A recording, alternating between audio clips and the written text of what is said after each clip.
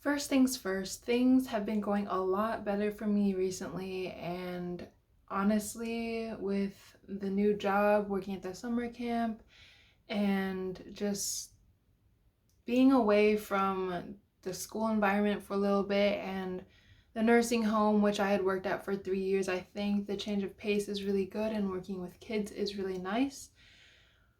I want to go back to January when I had been basically bribed into working a double at work, and that kind of just threw me into a bad cycle of ups and downs all semester long. And they bribed me with money, of course, because that's usually what you bribe with for a job. And I just wanted to spend this video talking about how much your mental health is worth, because I knew even then that I didn't want to take, like, I think it was $150 bonus for just doing a double, like on top of the regular pay, even though it is like a little chunk of money that I could like put into savings or spend on something. Was it really worth all the trouble that it caused me? Granted, I did spend the winter break beforehand kind of being a little bit careless about my sleep schedule, which didn't help the case, but I think what really, started things along was taking that double, giving in, and then suffering a semester for it. Um, I just want to say straight out, no amount of money is ever worth your mental health, because I think in a way mental health is a measure of like how happy you are or how well off you are in your own mind. And if you have like a few extra bucks here and there, what is that worth if you're not feeling good yourself? Because I think we all know that there can be an insane amount of money in the bank for you, but if you're not like happy, then what is it worth? You can still be unhappy with money, with enough money for you, yourself, your family, and more, and still wonder what your life is for, what your life is about. And so after this whole semester of struggling with ups and downs as a result of being careless about my sleep over winter break, and then taking that double the week before school started, I think that, I don't know, the whole value of mental health has gone up in my mind. I will never take any amount of money for someone to say, you should do this even though you don't want to. Basically, that's what happened, because I said no, I didn't say straight up no, which is my fault.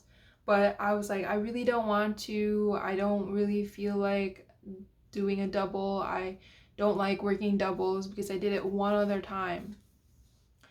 And she kept pushing it, and I didn't say no, which is another lesson that I learned, is that if you really don't want to do something because of your own health or your own well-being, say no. Say no, because that's the best thing you can do for yourself at that time. And I feel like in general, I am a little bit of a pushover.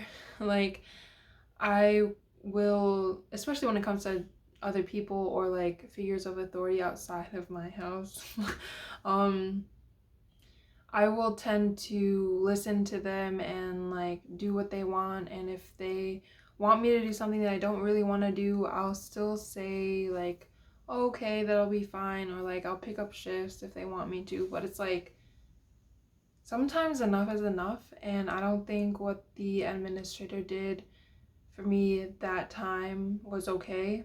Um, but in general, don't take bribes for your mental health. Like, poor mental health is honestly one of the worst things that you can have.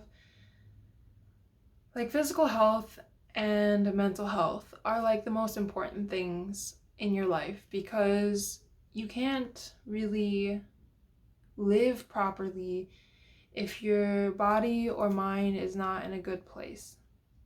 And of course, there are things that are beyond our control, like if people had a physical illness, or I have bipolar, so there's always going to be an amount of, I guess, unhealthiness when it comes to things. If I let things slip up, I always have to be focused on, what I need to do to make myself well. But of course, for anyone, it goes the same way. It's really, really, really important to keep on top of things like health in your life, because that's just, you know, what we need to live, I guess. If you go back to the most basics of things, your body, your mind, it's more important than most other things in the world that you could have, I guess, because what amount of materialistic things will be able to replace the fact that you're not well, if that's the case, I know I've been saying like the same thing over and over again, but I think it's just really important. And in general, I think I used to ask, like, why me? Why me? Why did this have to happen to me when I was first diagnosed? And this was way long ago, like after sixth grade for me. And I was just like, why did this have to happen to me? And for the longest time, I was kind of hindering my own healing by saying, why did this have to happen to me? And it kind of put a blocker there. And I feel like that's another thing I want to talk about in another video, is that it takes a lot to be accepting of your situation, especially in the beginning when you're first diagnosed with a new kind of illness. But in the end, when I started being more accepting of it, it became a lot easier to, take my meds all the time and start actually, trying to take care of myself. I think another thing in there, I actually had a phase where I was like oversharing a lot, and I feel like sometimes I still do. Of course, I have a YouTube channel which kind of provides the outlet, but I remember a time like in junior year of high school where like I would meet someone and then we would start talking a little bit, and then I would just let it out that I had bipolar, and then I would keep like talking about it or something. And like I feel like to an extent that was a bit of oversharing. Like I didn't know these people that well, and kind of this is something you would want to keep to yourself. Of course, now I tell all of you, and anybody who wants to look me up can find this, I guess. But in general, I think that it was around then that I started becoming a little more comfortable with, just as this is how I am. And then things were going relatively well then, I feel like, also. And then after high school, after I graduated, things started going downhill again when I went to U of I the first time. Things did not go well, and then it was like a series of ups and downs after that, like at least once every year. And it was a whole new process of acceptance, I feel like, because I had never really dealt with things like that, maybe since like middle school.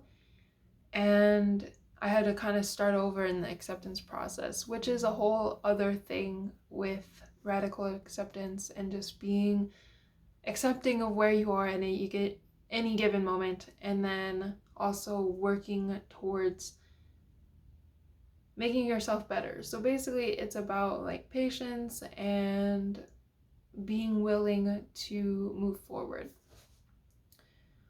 I know this video has been a bunch of just random stuff, but I think next time I'm gonna talk a lot more about acceptance and, try not to ask, why me, because that's what was holding me back for the longest time.